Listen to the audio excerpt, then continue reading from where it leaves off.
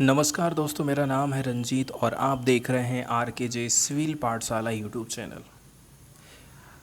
आज 5 सितंबर 2023 है और आज की न्यूज़पेपर का एनालिसिस हम करने वाले हैं। सबसे पहले कुछ महत्वपूर्ण खबरों को देखेंगे, इसके बाद एडिटोरियल वाले हिस्से की तरफ हम जाएंगे और आज के जो मेन एडिटोरियल हैं उनको भी हम डिटेल में डिस्कस करेंगे। पहले नंबर की जो न्यूज़ यहाँ पर हम देखने वाले हैं, ये न्यूज़ पार्टिकुलरली पहाड़ी एरिया में जो निर्माण का काम किया जा रहा है, जैसे कि घर बनाए जाते हैं, कहीं कोई आप देखेंगे होटल बनाई गई है, विला बनाए गए हैं, सड़क पुल इत्यादि निर्माण का काम किया जा रहा है। और जब कभी यहाँ पर कोई डिजास्टर आता है, जैसे कि भूस्खलन हो गया, ठीक है, कहीं पर बादल फट गया, तो इसका असर सीधे सीधे लोगों की जान माल को होता है, लोगों के घर, इंफ्रास्ट्रक्चर सब कुछ नष्ट हो जाता है। तो केंद्र सरकार ने प्रपोज किया था कि हम जो है एक 13 मेंबर की टेक्निकल कमेटी का निर्माण करेंगे।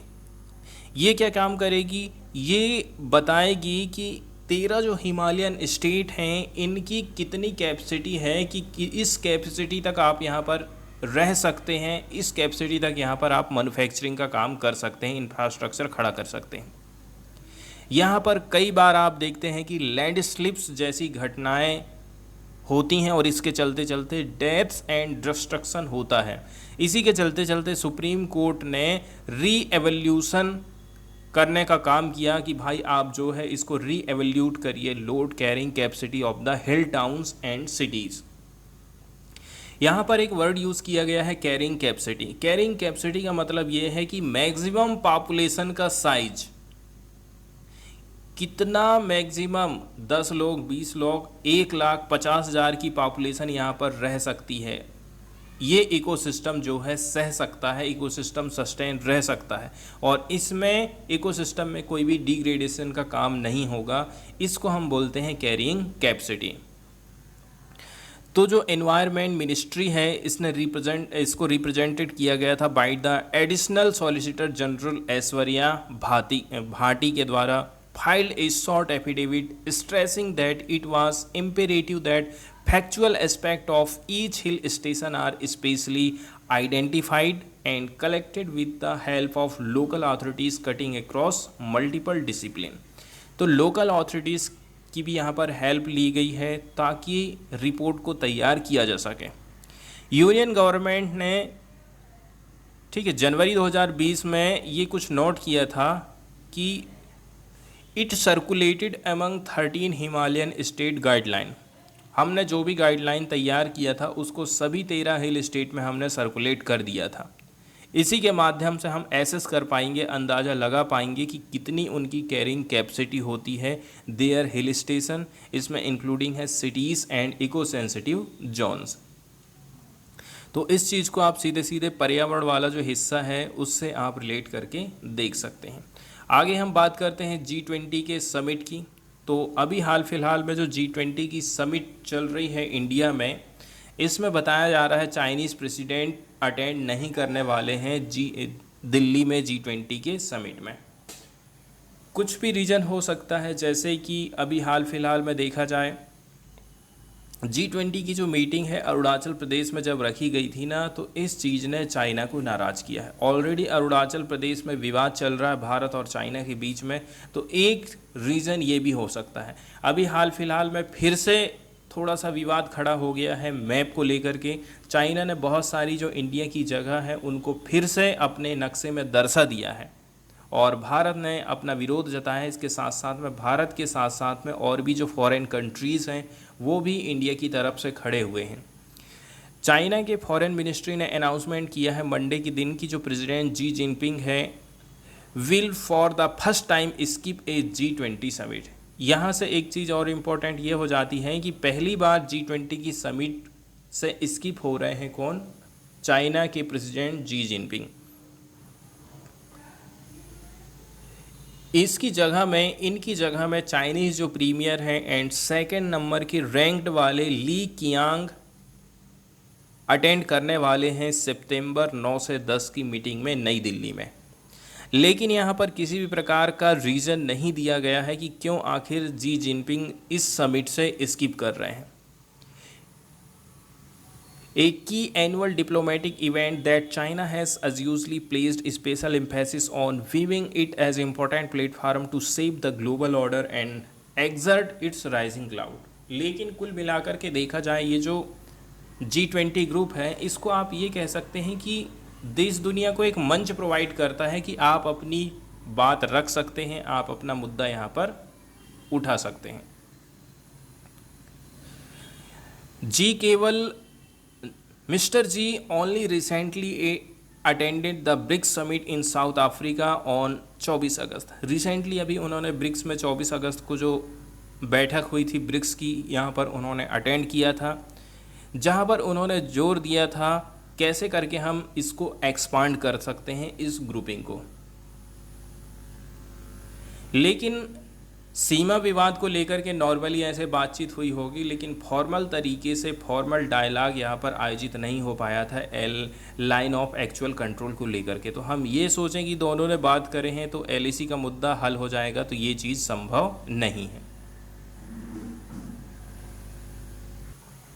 इसके बाद थोड़ी सी जानकारी यहाँ पर हम G20 के बारे में देखने वाले हैं। यहाँ पर दो कलर से कंट्रीज़ को, मतलब मेंबर कंट्रीज़ को दर्शाया गया है। कौन कौन सी हैं? एक ग्रीन कलर है और दूसरा है ब्लू कलर। तो ये जो ग्रीन कलर आप देख रहे हैं, ये ग्रीन कलर बताता है कि ये विकसित देश हैं। जैसे कि जापान की बात करें आप, या फिर रसिया हो, Germany, Netherland, UK, France, Canada, USA। ये क्या है? डेवलप्ड कंट्रीज़ के अंतर्गत आ जाती हैं। इसके अलावा यहाँ पर बहुत सी ऐसी इमर्जिंग कंट्रीज़ हैं जो कि इसका मेंबर हैं। एग्जांपल के तौर पर आप देख सकते हैं ऑस्ट्रेलिया, इंडोनेशिया, अपने इसमें इंडिया हो गया, चाइना हो गया, साउथ कोरिया हो गया, Saudi Arabia, Turkey, south Africa, Brazil, Argentina और मैक्सिको। G20 के यदि हम मेंबर कंट्रीज़ की बात करें तो G20 के अंतर्गत जो है 19 कंट्रीज़ आती हैं और एक इसमें यूरोपियन यूनियन शामिल है, with representative of international monetary fund and world bank. इसके अलावा यहाँ पर हमको इंटरनेशनल मॉनेटरी फंड और इंटरनेशनल मॉनेटरी फंड के अलावा जो वर्ल्ड बैंक है वो इसके मेंबर कंट्रीज़ के रूप में हमको देखने को मिल जाएंगे। G20 की मेंबर 6 में आपको मिक्स चीज़ें देखने को मिलेंगी। यहाँ पर वर्ल्ड की लार्जेस्ट एडवांस और इमर्जिंग इकोनॉमीज़ दिखाई देती हैं, जो कि रिप्रेजेंट करती हैं 2/3 ऑफ द वर्ल्ड्स पॉपुलेशन। यहाँ पर ये जो फैक्ट प्रस्तुत किया जाता है ये थोड़ा सा हमारे लिए काम का है। काम का इसलिए है कि देखिए, विश्व की जितनी भी जनसंख्या है उसका 2/3 हिस्सा इस ग्रुप में रहता है। जितना भी GDP हो रहा है विश्व का, उसका 85% हिस्सा जो है इस ग्रुप के पास में है। 80% ऑफ ग्लोबल इन्वेस्टमेंट यहीं पर आता है, 75% ऑफ ग्लोबल ट्रेड यहीं से होता है। इसीलिए G20 बहुत ज़्यादा इम्पॉर्टेंट हो जाता। कोई भी कंट्री यही चाहेगा कि हम इस ग्रुप में शामिल हो जाएं, ताकि जो हमारा ट्रेड है, हमारे यहाँ पर इन्वेस्टमेंट है, वो ज़्यादा से ज़्यादा हो सके। मेंबर कंट्रीज़ की यदि हम बात करें तो इसके नाम यहाँ पर बताए गए हैं: Argentina, Australia, Brazil, Canada, China, France, Germany, India, Indonesia, Italy, Japan, Republic of Korea, Mexico, Russia, Saudi Arabia, South Africa, Turkey, United Kingdom, United State and European Union. Map के माध्यम से आप इसको अच्छी तरह से समझ पाएंगे। Spain as a permanent and non member invitee also attend the leader summit. बताया जा रहा है कि स्पेन की यदि बात करें as a permanent member and non member invitee के तौर पर, ये जो है लीडर की समिट को अटेंड करता है। इंडिया ने जो प्रेसिडेंसी इस बार ग्रहण करी है G20 की, वो 1 दिसंबर 2022 से 30 नवंबर 2023 तक रहेगी, culminating with G20 summit in India 2023। कुल मिला के 2023 की जो अध्यक्षता है इंडिया कर रहा है, और इस बार का जो समिट है वो 18वें नंबर का समिट है। स्ट्रक्चर की यदि हम बात करें कैसे करके G20 काम करता है, तो G20 की प्रेसिडेंसी हर साल एनुअली, सालाना तौर पर बदलते रहती है, रोटेट होती रहती है, according to the system that ensure a regional balance over the time. Presidency के सिलेक्शन के लिए जो 19 कंट्री होती हैं इनको 5 ग्रुप में बांट दिया गया है। Each have no more than 4 countries. इसमें हमने 5-5 कंट्री का 5 ग्रुप में बनाए हैं और 5 जो ग्रुप हैं, एक ग्रुप में 4 कंट्रीज शामिल होती हैं। और ये जो प्रेसिडेंसी रहेगी वो हर साल रोटेट होते रहेगी, ऐसा सिस्टम इसने बनाया गया है। जैसे इंडिया भी इस ग्रुप में शामिल है, अगला जो नंबर रहेगा वो दूसरे ग्रुप का रहेगा। India is in group 2 which also has Russia, South Africa and Turkey. तो इंडिया जिस ग्रुप में अभी शामिल है उसमें है रसिया, साउथ अफ्रीका और टर्की। G20 का कहीं पर भी जो है परमानेंट हेडक्वार्टर नहीं बनाया गया है, ना ही इसका हमको कहीं पर सचिवालय देखने को मिल जाएगा। G20 के कामकाज को हम 2 भाग में बांट सकते हैं। एक होता है फाइनेंस ट्रैक, इसमें शामिल है सभी प्रकार की meeting with G20 finance minister, central bank के गवर्नर एंड उनके डिप्टीज शामिल रहते हैं। ये लोग जो है फोकस करते हैं मॉनिटरी एंड फिजिकल इशू के ऊपर, फाइनेंशियल रेगुलेशन के ऊपर। इसके बाद एक बैठक होती है शेरपा ट्रैक के नाम से, तो ये फोकस करते हैं ब्रॉडर इशू के ऊपर, जैसे कि पॉलिटिकल इंगेजमेंट है, एंटी करप्शन है एंड डेवलपमेंट है, एनर्जी के ऊपर। 2008 से ही आप देखेंगे ये जो ग्रुप है convene at least once a year with summit involving each members head of government. तो हर साल इसका आयोजन जो है किया जाता है, इसकी बैठक का आयोजन। इसके बाद हम बात करने वाले हैं हमारे इंडिया के एजुकेशन सिस्टम के बारे में। सरकारी स्कूलों की हालात कितनी ख़राब है और यहाँ पर जो पढ़ने वाले बच्चे हैं और शहरों में जो पढ़ने वाले बच्चे हैं प्राइवेट स्कूलों में, उनके बीच में कितना अंतर आगे निकल कर के आएगा, ये आप अच्छी तरह से समझ सकते हैं। खाली सरकारी स्कूल खोल देने से हमारी जो जिम्मेदारी वहीं पर ख़त्म नहीं हो पाती है। टीचर कैसे हैं, टीचर बच्चों को पढ़ा रहे हैं कि नहीं पढ़ा रहे हैं, इंफ्रास्ट्रक्चर भली हो चाहे ना हो वो तो बहुत आगे की बात है। सबसे पहला नंबर रहता है टीचर और स्टूडेंट का। स्कूल में 2 लोगों का रहना बहुत ज़्यादा ज़रूरी है और टीचर की मॉनिटरिंग टाइम टाइम पर होना बहुत ज़्यादा ज़रूरी है। टीचर क्या सोचते हैं, सरकारी नौकरी है, कोई हमको निकाल नहीं पाएगा, कोई हमारी शिकायत नहीं कर पाएगा। एक प्रकार से यहाँ पर हिटलर या फिर तानाशाही चालू हो जाती है गांव देहात में। और नॉर्मली देखा जाए ना तो ये जो टीचर रहते हैं गांव के, वो डोमिनेंट कम्युनिटी से आते हैं, उनके बारे में आप कुछ भी आवाज़ नहीं उठा सकते हैं। डर बना रहता है लोगों को, ठीक है, कहीं हमारा कुछ हो ना जाए, हमारे बच्चे को फेल ना कर दिए मास्टर। ऐसी बहुत सारी चीज़ें हैं जिसके चलते चलते यहाँ के जो बच्चे हैं ना वो आवाज़ नहीं उठा पाते हैं। यहाँ पर आप देखेंगे कि स्कूल को खोलने के लिए अभी टीचर आया नहीं है, जा कर के बच्चा खुद जाएगा चाबी लेकर के और स्कूल खोलेगा। ऐसी कंडीशन तक आ जाती है। बेसिक इंफ्रास्ट्रक्चर की हम बात करें कि स्कूल में बाउंड्री होना चाहिए ताकि पता तो चले कि यहाँ से चालू हुआ और यहाँ ख़त्म हो गया है स्कूल का एरिया। ऐसी कोई चीज़ यहाँ पर नहीं है। इसके अलावा टॉयलेट, बाथरूम, साफ़ पीने की व्यवस्था, साफ़ पानी पीने की व्यवस्था, ये सारी चीज़ें हैं जो कि स्कूल में होने चाहिए। खेलने के लिए प्लेग्राउंड होना चाहिए ताकि जो खाली टाइम है उसमें बच्चे जा कर के खेल सकें, अपना टाइम निकाल सकें। तो यहाँ पर किसी भी प्रकार से आपको बाउंड्री वाल देखने को नहीं मिलेंगी। And it is difficult to tell where school ends and the village begin. कहाँ पर स्कूल चालू हुआ, कहाँ ख़त्म हो गया, कहाँ गांव चालू हो गया, कुछ समझ में नहीं आता है। यहाँ पर आपको एक बोर्ड देखने को मिल जाएगा जहाँ पर लिखा है कि 2019 में इस स्कूल को इनॉग्रेट किया गया था और उस समय में 5,74,700 करोड़ रुपये 700 रुपया खर्चा किया गया था। आप सोचिए पैसा कहाँ चला गया, कितना इसमें खर्चा किया गया हो। सवेरे 8:45 की यदि हम बात करें, लगभग 15 मिनट पहले क्लासेस चालू हो जाती हैं और यहाँ पर लगभग 30 स्टूडेंट हैं जो कि क्लास को अटेंड करते हैं 1 से लेकर के 5 तक। ऑफिशियल तौर पर 184 बच्चे ऐसे हैं जो कि इनरोल किए गए हैं इस स्कूल में। That offers education free of cost. 80% जो बच्चे हैं वो मुसहार कम्युनिटी से बिलोंग करते हैं। मुसहार कम्युनिटी जो कि SC कास्ट में आती है।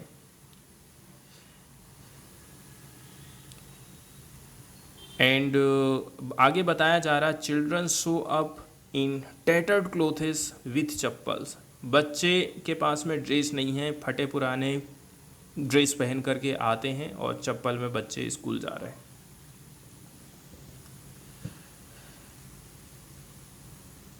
इसके बाद बताया जा रहा है कि कौन कौन सी ड्यूटी ऐसी है जो कि बच्चे कर रहे हैं। कुछ बच्चे ऐसे हैं जो कि झाड़ू उठा करके क्लासरूम को झाड़ना चालू कर दिए हैं। मतलब जो टाइम उनको पढ़ाई में लगाना चाहिए था वो टाइम बच्चे लोग झाड़ू लगाने में कर रहे हैं। तो फिर वहाँ का चपरासी कहाँ चला गया, चपरासी को क्यों रखा गया और चपरासी को पैसा क्यों दिया जा रहा है। ये वाली जो चीज़ है ना एकदम रियलिटी है और ये चीज़ को हम फेस भी किए हैं। हम अपने खुद यदि गाँव के स्कूल की यदि बात करें तो झाड़ू जो है हम से ही लगवाते थे। चपरासी आता था बढ़िया एकदम सूट बूट में, लेकिन काम वो बिल्कुल भी नहीं करता था। वो अपने आप को मास्टर समझता था तो पढ़ाने के लिए चले जाता था क्लासरूम में। इसके बाद ब्लैंकेट बिछाएंगे और उसके ऊपर वो बैठते हैं और वहाँ पर स्टडी करते हैं। Another set cleans the room for the head mistress चंदा कुमारी हु हैज़ नॉट अराइव्ड। अगला जो कदम है कि भाई जो है क्लासरूम है हेडमिस्ट्रेस चंदा कुमारी का, इसको हमें साफ़ करना है जो कि अभी तक आई नहीं है।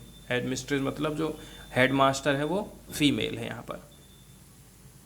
यहाँ पर ना आपको बेंचेस देखने को मिलेगा, ना यहाँ पर आपको फ़ैन देखने को मिलेगा, ना तो लाइट है क्लासरूम में। It is now past 9:30 AM, no teacher nor headmistress arrived. बच्चे 8:30 बजे आ गए हैं और 1 घंटा बीत चुका, 9:30 बज रहे हैं, अभी तक ना तो कोई टीचर आया है और ना ही यहाँ पर कोई हेडमास्टर आया है।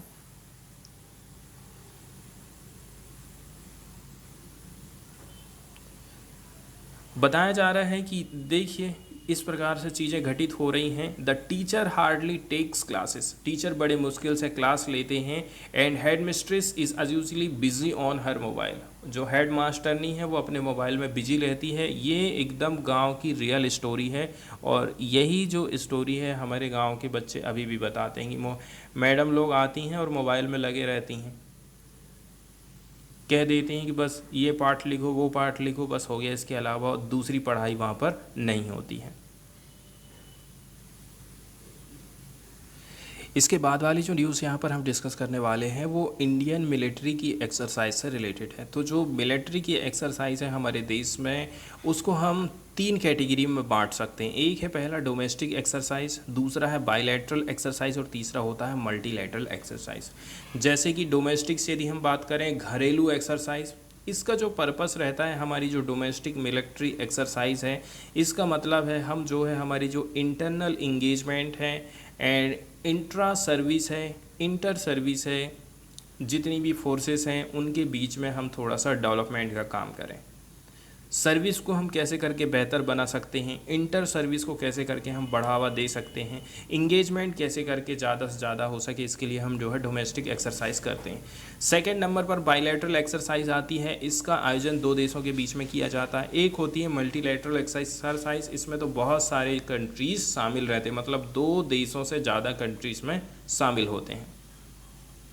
डोमेस्टिक एक्सरसाइज की बात करें तो इसमें बहुत सारी एक्सरसाइज आती हैं जैसे कि गांडीव विजय, पश्चिम लहर, वायु शक्ति एंड विजय प्रहर एक्सरसाइज। इस प्रकार से बायलैटरल एक्सरसाइज के अंतर्गत बहुत सारी एक्सरसाइज हम कंडक्ट करते हैं जैसे कि ऑस्ट्रा हिंद, ऑस इंडेक्स।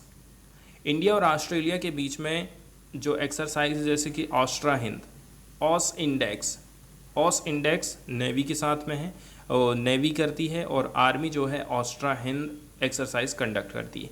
इंडिया और बांग्लादेश के बीच में संप्रति है, इन बीएन कॉर्पोरेट है, टेबल टॉप एक्सरसाइज है। तो एयरफोर्स टेबल टॉप, नेवी करती है इंडिया बांग्लादेश कॉर्पोरेट और आर्मी करती है संप्रति। इंडिया चाइना के बीच में भी काफ़ी सारी एक्सरसाइज होती हैं जैसे कि army hand in hand, army शक्ति। तो इंडिया एंड चाइना के बीच में जो है हैंड इन हैंड एक्सरसाइज होती है। और इंडिया एंड फ्रांस के बीच में यदि हम बात करें तो आर्मी करती है शक्ति एक्सरसाइज, नेवी करती है वरुण एक्सरसाइज, एयरफोर्स करती है गरुड़ा एक्सरसाइज। इंडिया और इंडोनेशिया की बात यदि हम करें तो आर्मी जो है गरुड़ा शक्ति करती है, नेवी जो है इंडो कॉर्पोरेट, नेवी जो है समुद्र शक्ति आयोजित करती है। इंडिया एंड जापान की बात करें तो आर्मी की तरफ से धर्मा और गार्जियन और नेवी की तरफ से जी मैक्स। इंडिया एंड कजाकिस्तान की तरफ से बात करें तो प्रबल, दोस्तिक आर्मी की तरफ से कंडक्ट किया जाता है। इंडिया और किर्गिस्तान के बीच में खंजर, इंडिया एंड मालदीव के बीच में जो है इकुवेरिन, इंडिया और मालदीव के बीच में आर्मी एक्सरसाइज कंडक्ट करती है। इंडिया और मंगोलिया के बीच में है नोमिडियक एलिफेंट। इंडिया और म्यांमार के बीच में जो है आर्मी इम्बेक्स और नेवी जो है इमकोर करती है। इंडिया नेपाल की बात करें तो सूर्य किरण आर्मी कंडक्ट करती है। इंडिया और ओमान के बीच में भी है, जैसे कि अल नगाह, नसीम अल बहर, ईस्टर्न ब्रिज 4। इंडिया रशिया के बीच में इंदिरा है, इंदिरा नेवी है और इंद्र है। तो आर्मी जो है इंद्र, एयरफोर्स भी इंद्र, नेवी जो है Indra navy. India and Seychelles, India Sri Lanka, India Thailand, India United Kingdom, India US और इंडियन वियतनाम के बीच में विनबैक्स है। अमेरिका के साथ में हम मालाबार एक्सरसाइज करते हैं। एयरफोर्स रेड फ्लैग 16-1 और air force exercise scope India 23। Army की तरफ से युद्ध अभ्यास एंड वज्र प्रहार और नेवी की तरफ से मालाबार मल्टीलेटरल, और ब्रिटेन के साथ में हम जो है अजय वॉरियर, कोंकण, इंद्रधनुष 4 ये सब कंडक्ट करते हैं। न्यूज़ की तरफ में चलते हैं। न्यूज़ को डिस्कस यदि करें तो देखिए, जो एनुअल ट्रेनिंग एक्सरसाइज है त्रिशूल, ये वेस्टर्न एयर कमांड की तरफ से आयोजित करी गई है। इंडियन एयरफोर्स की तरफ से मंडे के दिन चालू हो गई है। इस एक्सरसाइज के अंतर्गत हम जो है ऑल जो एयर एसेट है उसको एक्टिवेट करेंगे। फोर्स जो मल्टीप्लायर है जिनको जो कि एलओसी में फैले हुए हैं, इनको एक्टिवेट करने का काम हम करने वाले हैं। चाहे वो एलओसी में लगे हों, चाहे वो एलएसी में लगे हों, सबकी जो है एक्सरसाइज यहाँ पर होने वाली है।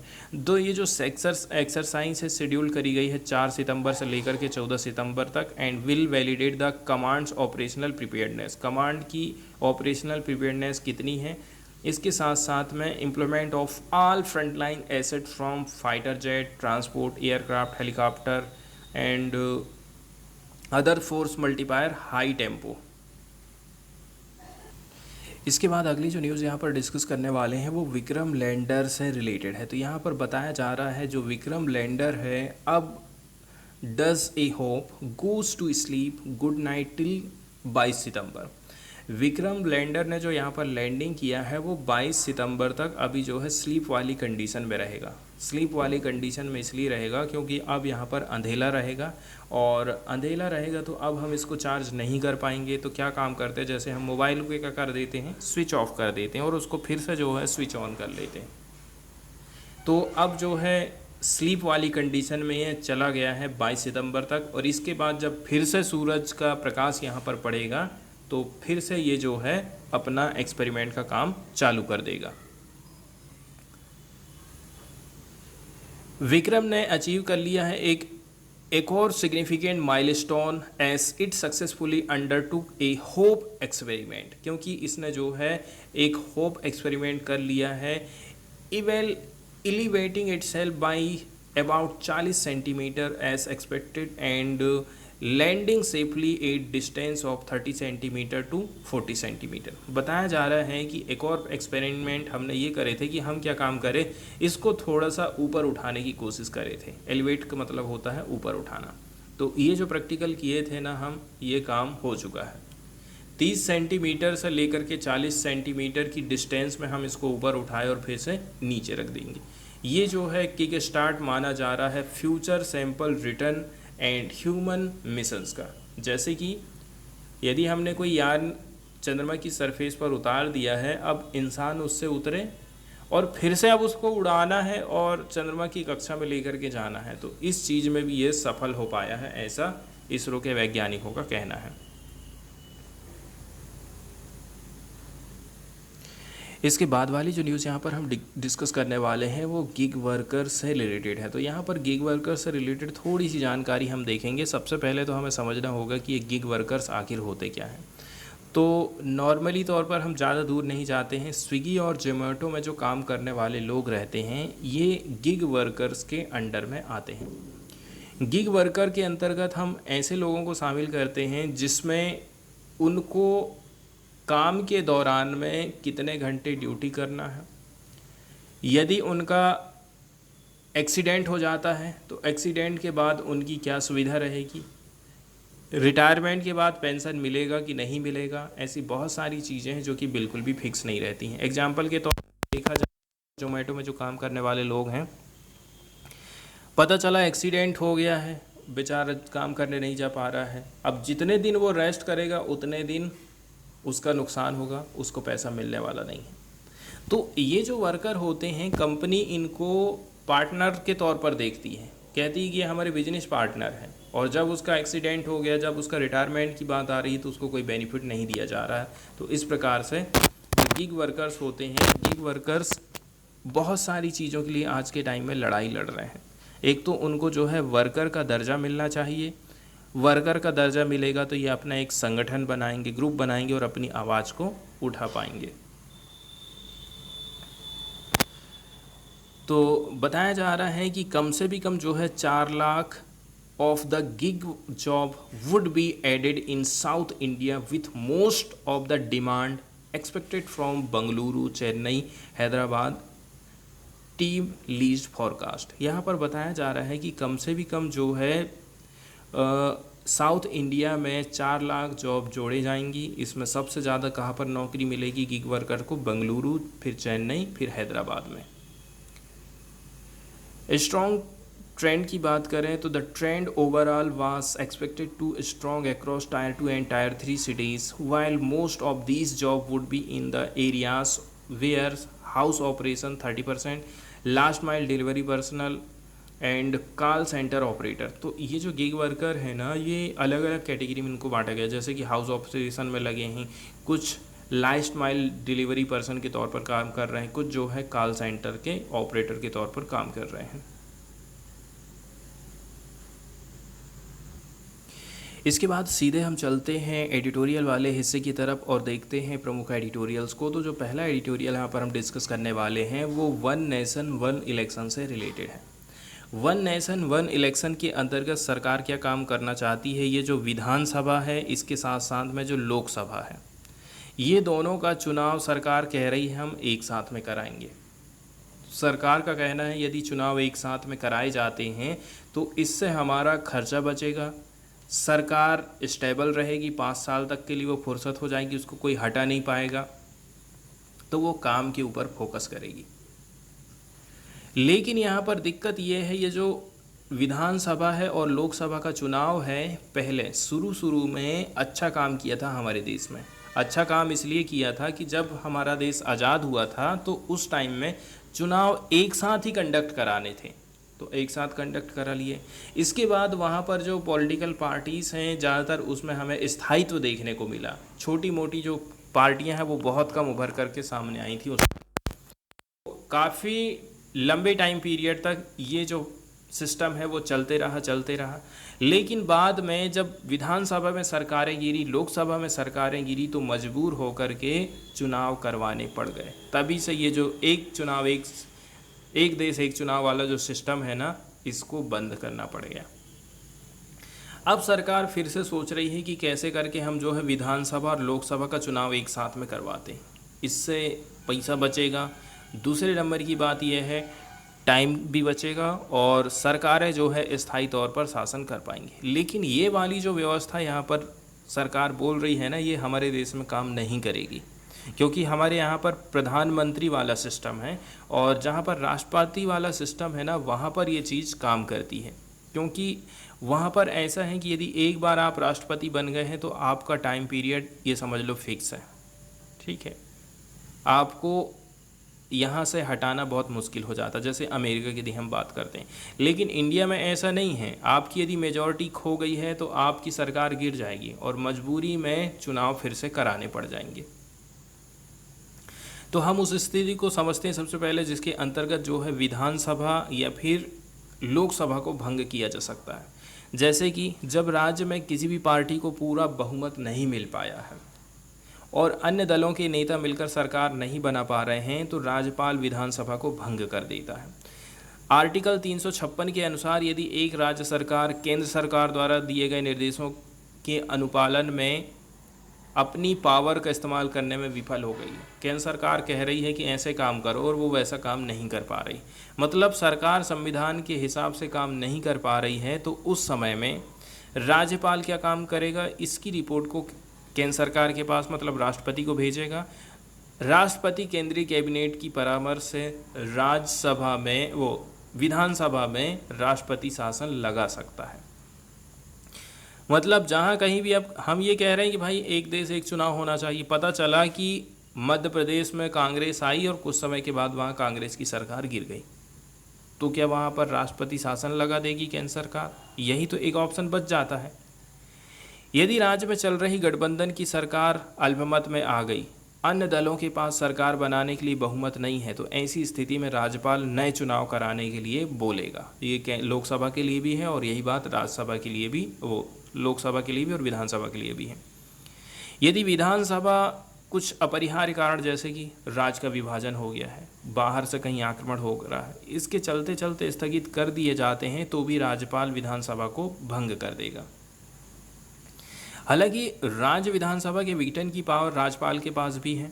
हालांकि राज्यपाल के इस निर्णय को संसद के दोनों सदनों द्वारा 2 महीने के अंदर अनुमति मिलना जरूरी हो जाता। तो ऐसी कंडीशन है। इस कंडीशन में आप कैसे कह सकते हैं कि हमारे देश में एक देश एक चुनाव की व्यवस्था लागू हो सकती है। और रही बात खर्चा की, तो देखिए जाहिर सी बात है, कोई भी यदि हम बड़ा काम बड़े पैमाने पर करेंगे तो खर्चा ज़्यादा आना ही है। एक बात यहाँ पर जो बात करी जाती है वो किस चीज़ को लेकर के है, बताया जा रहा है कि चुनाव में जो खर्चा है पर पर्सन 10 रुपया पड़ेगा। यदि हम इकट्ठा चुनाव कराते हैं तो ये जो खर्चा है वो आधा हो जाएगा। 5 रुपये बचाने के चक्कर में क्या है, सरकार जो है देश में जो विविधता है, अलग अलग स्टेट की अलग अलग डिमांड रहती है, नेशनल मुद्दे अलग हैं, स्टेट की डिमांड अलग है। और अब जैसे कि मैं ही वोट देने जाऊंगा, तो जब मुझे लोकसभा के लिए भी वोट डालना है और विधानसभा के लिए भी वोट डालना है, तो मुझे मेरा दिमाग ही नहीं चलेगा कि मैं वोट किसके लिए डाल रहा हूँ, क्यों डाल रहा हूँ। क्योंकि मेरे लिए, जैसे मैं एमपी में रहता हूँ, तो एमपी में मुझे क्या चीज़ की ज़रूरत है, उस हिसाब से मैं उस लीडर को चुनूँगा। नेशनल लेवल पर मुझे क्या चाहिए, मुझे किस चीज़ों पर प्राथमिकता देना है, मैं उस हिसाब से लीडर को चुनूँगा। तो कुल मिलाकर के मुझे कन्फ्यूज़न यहाँ पर होने वाला है। रही बात पैसे की बचत, तो जैसा हमें लग रहा है कि पैसा और टाइम की बचत होगी, तो उतना ज़्यादा तो टाइम यहाँ पर बचने वाला नहीं है। बड़े पैमाने पर आप कराएंगे तो जाहिर सी बात है बड़े पैमाने पर आपको खर्चा भी करना पड़ेगा। इसके बाद बात आ जाती है अराजकता की, और यहाँ पर हिटलर जैसा तानाशाही सिस्टम लागू हो सकता है। क्योंकि यदि किसी को पता चल जाए, ये कोई लीडर है, उसको यदि पता चल जाए कि भाई मेरा तो 5 साल फिक्स है, मुझे कोई हटा ही नहीं सकता है, तो वो जो चाहेगा वो करेगा, उसको कोई रोकने वाला नहीं है। तो यहाँ पर जो तानाशाही है, इसी को रोकने के लिए जो है हमारे यहाँ पर जो एक देश एक चुनाव सिस्टम है ना, उसको बंद किया गया था।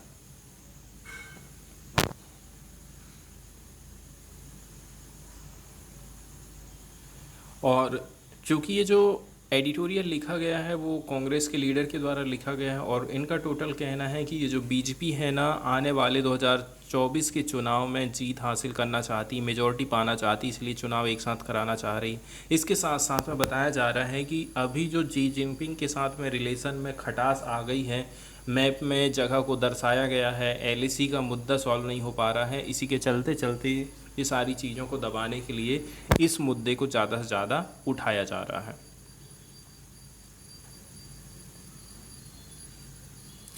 एग्जाम्पल के तौर पर यदि हम बात करें, देखिए यहाँ पर जो मिसलीडिंग आर्गूमेंट ये दिया जा रहा है कि ये जो एक देश एक चुनाव सिस्टम है 1951-52 से लेकर के 1967 तक चलते रहा। उस समय में जो है सिमल्टेनियस इलेक्शन होते रहते थे, वहाँ पर वन इलेक्शन सिस्टम चलता था, and hence it is appropriate to revert that system. और इसलिए सरकार कह रही कि नहीं, ये वाला जो सिस्टम है इसको हम फिर से वापस लेकर के आएंगे। इसके बाद यदि हम कॉस्ट सेविंग को लेकर के बात करें, जैसे कि नॉर्मली जो चुनाव कंडक्ट कराए जाते हैं उसमें नीति आयोग का कहना है कि एक आदमी के पीछे 10 रुपये का खर्चा सरकार को करना पड़ जा रहा है। यदि हम एक साथ में चुनाव कराएंगे तो इससे 5 रुपये हम सेव कर सकते हैं। लेकिन इसके लिए हमें जो है बहुत बड़ी मात्रा में इलेक्ट्रॉनिक वोटिंग मशीन की ज़रूरत पड़ेगी, कंट्रोल यूनिट की हमें ज़्यादा ज़रूरत पड़ेगी, हमें पोलिंग बूथ को बचाने के लिए लूटपाट ना हो, हिंसक घटनाएं ना हो, इसके लिए हमें जो है फोर्सेस की ज़रूरत भी ज़्यादा पड़ेगी। यदि आप कहते हैं कि हमें पैसा बचाना है तो आपने सेंट्रल विस्टा का निर्माण क्यों किया था? आपको इसका निर्माण नहीं करना चाहिए था। आपको यदि पैसे बचाना है यदि, तो पॉलिटिकल पार्टीज और जो कैंडिडेट हैं वो इतना ज़्यादा स्पेंडिंग करते हैं, आप उनको रोकने की कोशिश करिए। क्या ये जो पैसा खर्चा करते हैं, तो ये जो पैसा है क्या वो टैक्स पेयर्स का पैसा नहीं है? ये जो इस प्रकार से नेता लोग पैसा उड़ाते हैं, इससे क्या बेनिफिट मिलने वाला है?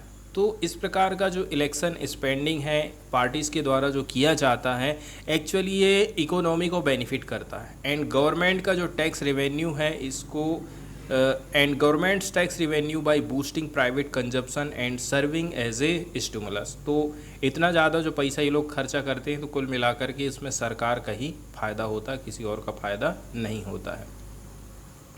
यहाँ पर दो चीज़ हमें समझना है कि हमारे देश में जो है पार्लियामेंट्री सिस्टम चालू है, और अमेरिका जैसे जो देश है वहाँ पर प्रेसिडेंशियल सिस्टम चलता है। यहाँ जो लेजिस्लेचर बॉडी होती है, लॉ मेकिंग बॉडी के रूप में इसको जाना जाता है। President is elected by the citizen, और हमारे यहाँ पर जो राष्ट्रपति होता है उसको डायरेक्ट जनता नहीं चुनती है, हम चुनते हैं प्रधानमंत्री को। और प्रेसिडेंट जो है लीडर रहता है, मात्र एक लीडर के तौर पर रहता है। Legislature and president serve a fix amount of time.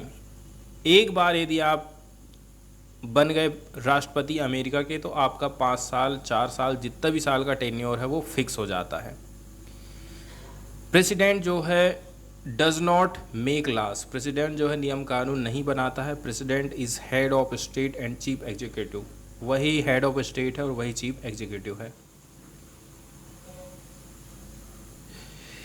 इसके बाद अगली जो एडिटोरियल रहेगा हमारा, वो जेंडर इक्वालिटी के ऊपर लिखा गया है। पार्टिकुलरली यहाँ पर फोकस किया जाता है कि क्लाइमेट चेंज के चलते चलते महिलाएं, लड़कियाँ सबसे ज़्यादा प्रभावित होती हैं। तो यहाँ पर कैसे करके हम जेंडर इक्वालिटी को इंश्योर कर सकते हैं। जेंडर इक्वालिटी का मतलब ये है कि भाई जितने अवसर पुरुषों के लिए हैं उतने अवसर महिलाओं के लिए मौजूद हैं कि नहीं हैं, वो कौन कौन सा डिस्क्रिमिनेशन को फेस करती हैं, इसको हम जेंडर इक्वालिटी के अंतर्गत रखते हैं। जेंडर इक्वालिटी और इन्वायरमेंट गोल के बीच में यहाँ पर संबंध बताने की कोशिश करी जाती है। यदि हम जेंडर इक्वालिटी और इन्वायरमेंट के हमने जो गोल निर्धारित करें उनको लेकर के चलते हैं, तो इससे हमने जो एसडीजी निर्धारित करे हैं, सस्टेनेबल डेवलपमेंट गोल स्थापित करे हैं, उनको अचीव करने में हमें काफ़ी ज़्यादा मदद मिलने वाली है। ये कहना है organisation for economic cooperation and development report 2021 का। तो जो क्लाइमेट चेंज का इम्पैक्ट है, ये इसके चलते चलते हमको जो है कॉन्सिक्वेंसेस में इंक्रीज़ देखने को मिला है for humans and has emerged as one of the biggest global challenges in the recent decade। हाल के दशकों में यदि हम देखें तो जो क्लाइमेट चेंज है, इसके चलते चलते इंसान बहुत बुरी तरह से प्रभावित हुए हैं और ये दुनिया की बिगेस्ट ग्लोबल चैलेंज के तौर पर उभरा है। यदि हम क्लाइमेट चेंज के इफ़ेक्ट की बात करें तो लोकेशन के हिसाब से अलग अलग रहेगा, सोशियो इकोनॉमिक स्टेटस के हिसाब से अलग अलग रहेगा, जेंडर के ऊपर इसका असर अलग अलग पड़ता है। एक इंटरनेशनल लेबर ऑर्गेनाइजेशन की स्टडी है जो कि 2019 में पब्लिश की गई थी, इसमें भी कुछ कुछ बातें बताई गई हैं। इसमें कहा गया है कि 2030 तक 2.2% of total working hour worldwide will be lost to high temperature. Temperature high होने के चलते चलते लोग क्या है उतना ज़्यादा काम नहीं कर पाएंगे जितना आज के समय में कर पा रहे हैं, और 2030 तक 2.2% टोटल वर्किंग हावर का नुकसान यहाँ पर हमको होने वाला है। इसके अलावा जो प्रोडक्टिविटी लॉस है वो इक्विवेलेंट हो जाएगी 80 मिलियन फुल टाइम जॉब्स के बराबर में। अब किसी की भी प्रोडक्टिविटी रहती है कि भाई मेरी इतनी कैपेसिटी है, मैं इतना काम कर सकता हूँ, तो जो प्रोडक्टिविटी का लॉस है वो 80 मिलियन फुल टाइम जॉब के बराबर में हो जाएगा, ऐसा कहना है इंटरनेशनल लेबर ऑर्गेनाइजेशन 2019 की रिपोर्ट का। इसके अलावा यूनाइटेड नेशंस 2009 की रिपोर्ट यदि हम देखें जो कि हाईलाइट करती है कि भाई देखिए, जेंडर्स में यदि बात करें तो जो वुमेन है उनको कंसिडर किया जाता है, ये जो है सबसे ज़्यादा वल्नरेबल कैटेगरी में रखी गई हैं, मतलब ये सबसे ज़्यादा असुरक्षित हैं क्लाइमेट चेंज से, and disproportionately affected by climate change then man to impact of climate change. आसमान रूप से देखा जाए पुरुष कम प्रभावित होते हैं, महिलाएं ज़्यादा प्रभावित होती हैं। इसके अलावा लो इनकम कंट्रीज़ की यदि हम बात करें तो यहाँ पर जो रेड कलर आप देख रहे हैं ये लो इनकम कंट्रीज़ को बताता है। जैसे कि ये जो लो इनकम कंट्रीज़ हैं 1045 या फिर उससे भी कम डॉलर इनकी इनकम है। तो वर्ल्ड बैंक की तरफ से ये मैप प्रस्तुत किया गया है, इसको आप देख सकते हैं। लोअर मिडल में किन को रखा जा रहा है 1046 से 4125, अपर मिडल में 4125 से 12735 डॉलर, और हाई इनकम में नॉन OECD 12000 या फिर उससे ज़्यादा। हाई इनकम OECD की बात करें तो 12736 या फिर उससे भी ज़्यादा। तो 2016 का ये टाइम पीरियड है, उसके हिसाब से यहाँ पर इसको बांटा गया है। यदि हम पूरी दुनिया की बात करें तो जो महिलाएं हैं उनकी हेल्थ को लेकर के, सेफ्टी को लेकर के, क्वालिटी ऑफ लाइफ को लेकर के काफ़ी ज़्यादा चिंतित रहती हैं।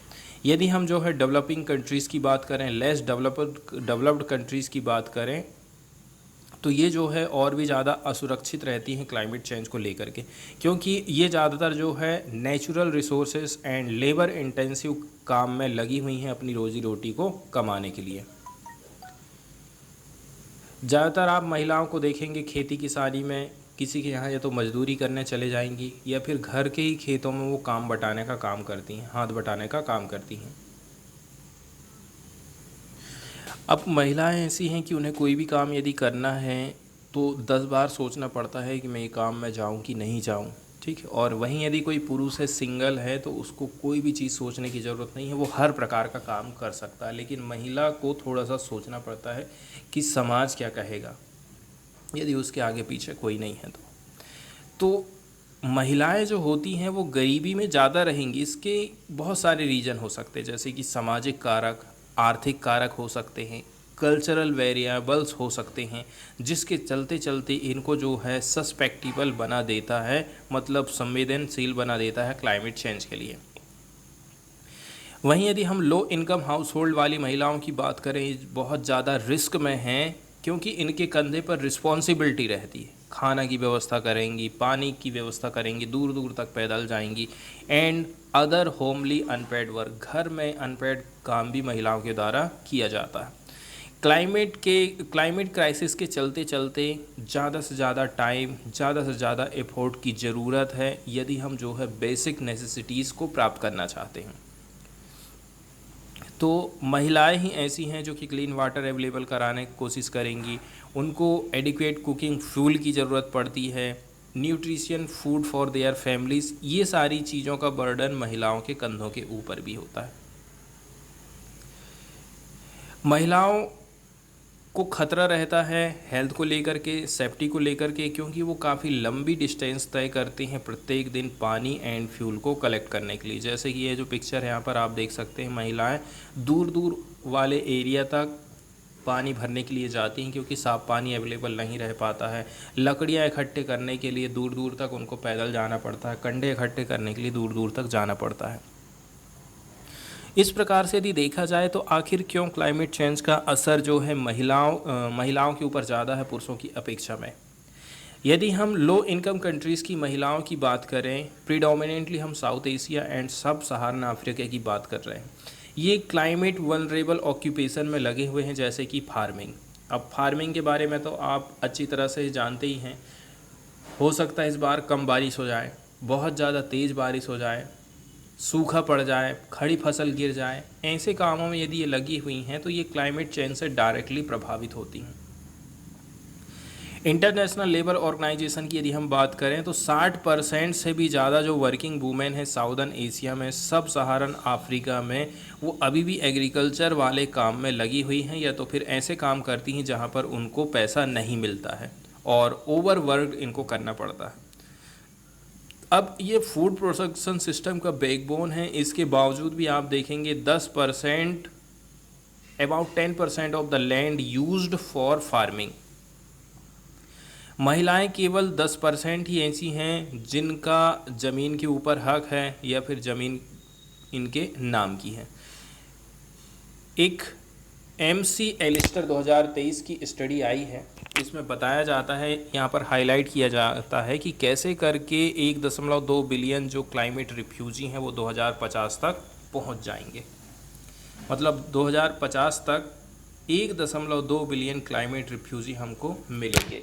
अब क्लाइमेट रिफ्यूजी हम इनको इसलिए बोल रहे हैं क्योंकि ये लोग जो है एक जगह से दूसरी जगह जा रहे हैं क्लाइमेट चेंज के चलते चलते। क्लाइमेट चेंज का असर इतना ज़्यादा है, जैसे कि सूखा पड़ रहा है, बार बार कहीं पर लैंडस्लाइड हो जा रहा है, बार बार कहीं पर बाढ़ आ जा रही है। तो मजबूरी में ये लोग क्या काम करते हैं, एक जगह छोड़ करके दूसरी जगह इनको जाना पड़ता है।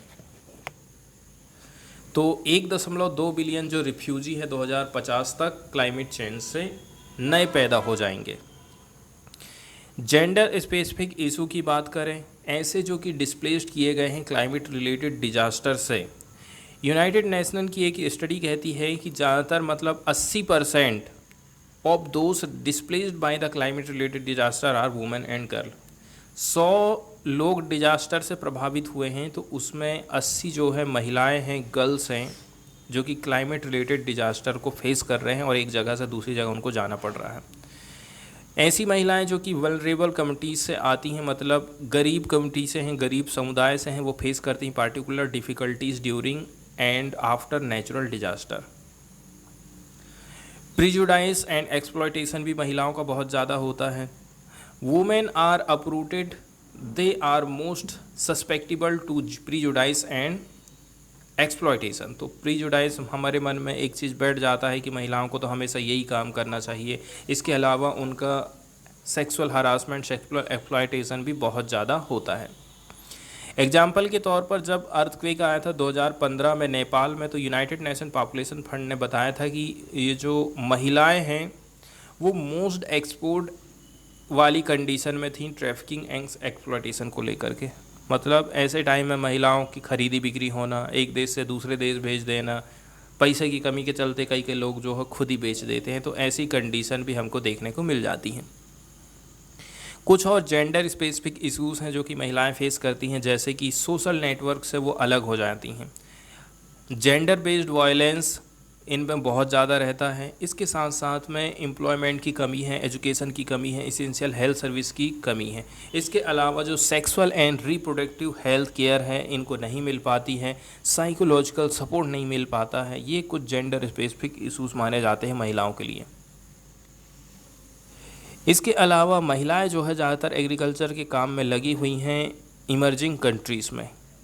अब क्लाइमेट का जो असर है एग्रीकल्चर की प्रोडक्टिविटी के ऊपर आज के समय में निगेटिव इफ़ेक्ट डालने लगा है। एंड इसके अलावा हीट स्ट्रेस की बात करें तो हीट स्ट्रेस के चलते चलते वर्कर लोग अच्छी तरह से काम नहीं कर पाते हैं, बीमार पड़ जाते हैं। ये सारी चीज़ें भी क्लाइमेट चेंज के चलते चलते हो रही हैं। स्पेशली यहाँ जो बात करी जाती है साउथ एशिया और अफ्रीका के बारे में ही बताया जा रहा है हीट स्ट्रेस को लेकर के। हमारे देश में या फिर पूरे वर्ल्ड लेवल पर देखें तो प्रेसिपिटेशन का जो पैटर्न है वो चेंज होते जाता है। मतलब बारिश का जो पैटर्न है उसमें आज के समय में बहुत ज़्यादा बदलाव आ रहा है। या तो पानी बहुत कम गिरता है, और गिरता है तो फिर बादल फट जाएगा, बाढ़ आ जाएगी, लैंडस्लाइड हो जाएगा। ऐसी घटनाएं हम देखते हैं। इनका जो असर है क्रॉप प्रोडक्शन में एंड फूड सिक्योरिटी में वो गिरते ही जा रहा है, क्योंकि ये जो है ऑलरेडी से सिग्निफिकेंट चैलेंजेस को फेस करते हैं। इनके पास रिसोर्सेज की कमी रहती है, एक्सपर्टाइज नहीं रहती, टेक्नोलॉजी का इस्तेमाल ये लोग नहीं करते हैं।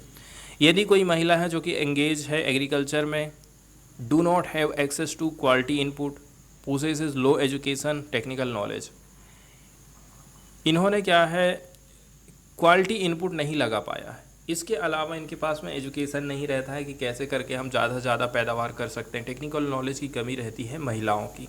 या तो पार्टिकुलरली यहाँ पर महिला जो फार्मर हैं उनके बारे में भी बात करी जाती। तो जो वुमेन फार्मर है और जो लेबरर हैं ये वल्नरेबल एंड सीरियसली इम्पेक्टेड रहते हैं क्लाइमेट चेंज के चलते चलते। क्या क्या चीज़ हमें करने की ज़रूरत है? तो सबसे पहले हमें जो है महिलाओं को एजुकेट करना पड़ेगा, उनको ट्रेनिंग प्रोवाइड करना पड़ेगा। Poverty and socio economic vulnerabilities among women की बात करें तो क्लाइमेट चेंज का जो असर है सामाजिक तौर पर देखा जाए तो बहुत ज़्यादा पड़ता है, और गरीबी में और भी ज़्यादा गरीबी बढ़ते जाती है। महिलाओं की इनइक्वालिटी की बात करें, क्लाइमेट चेंज को हम जो है महिलाओं की इनइक्वालिटी से भी रिलेट करके देख सकते हैं। एक एस्टिमेशन के हिसाब से देखें तो 130 मिलियन जो पीपुल है वो गरीबी में चले जाएंगे 2050 तक, क्लाइमेट चेंज के रिस्क के चलते चलते, नेचुरल डिजास्टर के चलते चलते, फूड इन्फ्लेशन एंड यही सारी जो चीज़ें हैं वुमेन में इनइक्वालिटी लाती हैं। हमें क्या चीज़ करने की ज़रूरत है, तो हमें जो है महिलाओं की एजुकेशन में इन्वेस्टमेंट करना पड़ेगा, ट्रेनिंग प्रोवाइड करना पड़ेगा, and access to resources are essential if we are to be resilient to impact of the climate change. इसके अलावा कुछ और उपाय हैं जिनको हम अपना सकते हैं, जैसे कि क्लाइमेट चेंज का जो असर है पीपुल्स के लिविंग स्टैंडर्ड को प्रभावित ना करे, उनको हमें टीच करना पड़ेगा कैसे करके सस्टेनेबल एग्रीकल्चर का आप इस्तेमाल कर सकते हैं, वाटर मैनेजमेंट आप कैसे करके करेंगे, एनर्जी जनरेशन कैसे करके करेंगे। उनको बताना होगा कि भाई हमें जो है नेचुरल फार्मिंग की तरफ जाना पड़ेगा। आप खेती के साथ साथ में पशुपालन का भी काम कर सकते हैं, जो कि एक प्रकार से इंश्योरेंस की तरह काम करता है। एग्जाम्पल के तौर पर जो सेल्फ एम्प्लॉयड वुमेंस एसोसिएशन है, ये गांव-गांव जाता है, महिलाओं को जागरूक करने का काम करता है। ये बताता है महिला फार्मर को कि कैसे करके आप शिफ्ट हो सकते हैं क्लाइमेट पैटर्न से, और उनको सपोर्ट करता है बेटर फाइनेंशियली, मतलब फाइनेंशियल प्रोवाइड करने के लिए। तो कुल मिलाकर के हमें जो है कुछ बेसिक सपोर्ट प्रोवाइड करने की ज़रूरत है। हमें जो है पब्लिक को एजुकेट करना पड़ेगा, लोगों को ट्रेनिंग प्रोवाइड करना पड़ेगा क्लाइमेट चेंज के लिए, एंड इन्वेस्टमेंट करना पड़ेगा वुमेंस के एजुकेशन में, एंड ट्रेनिंग देना पड़ेगा एनवायरनमेंट फ्रेंडली फार्मिंग की मेथड के लिए। अब एग्जाम्पल के तौर पर यहाँ पर देख सकते हैं, आपको क्रॉप रोटेशन करना है। अभी आपने धान लगा दिए हैं तो अगली फसल आप चेंज कर दीजिए अगली साल।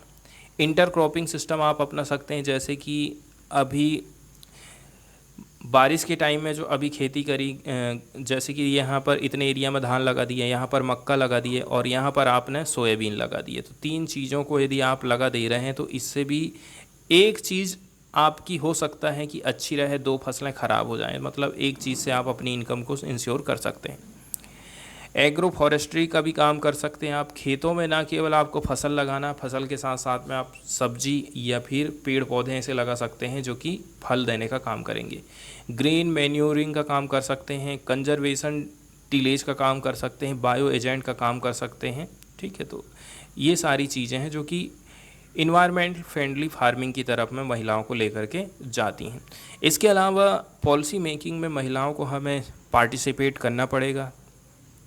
क्लाइमेट पॉलिसी डिसीजन मेकिंग जो बॉडीज़ होती हैं उसमें महिलाओं का पार्टिसिपेशन बहुत ज़्यादा ज़रूरी है। Gender and climate change development programme की बात करें, इस प्रकार का जो प्रोग्राम है साउथ एशिया में, ये जो है gender and climate change development programme, इसका उद्देश्य है कैसे करके हम महिलाओं के इन्फ्लुएंस को बढ़ा सकते हैं पॉलिसी मेकिंग में, उनको प्रोवाइड करके एक स्ट्रॉन्गर वॉइस हमको देना पड़ेगा।